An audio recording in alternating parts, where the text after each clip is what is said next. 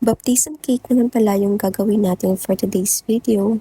Ang size pala na nipili ni customer ay 7x4 but since di ko na tinabasan, parang naging 7x5 na ata yung size ng cake natin.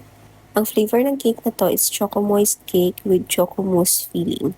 Merong binigay na inspo si customer but since fondant details, tinanong ko siya if okay lang sa kanya na printed details yung lalagay namin since di ko pa gamay paggawa ng fondant details. Para sa pinaka-base na frosting ng cake na to, nag-add lang ako ng konting cocoa powder sa frosting natin para ma-achieve yung light brown na kulay.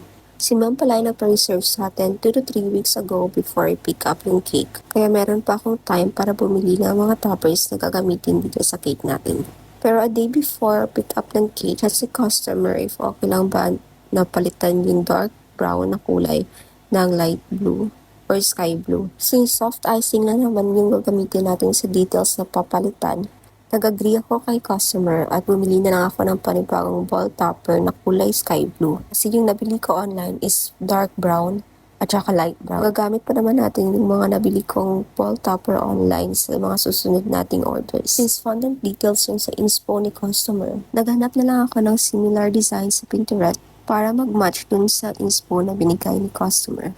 Naglagay na rin pala ako ng white ribbon dun sa edge ng cake board natin para mas magandang tingnan yung cake. And charan! Yun na ang finished product natin. Thank you so much sa pag-order, Ma'am Rachel. And thank you for watching.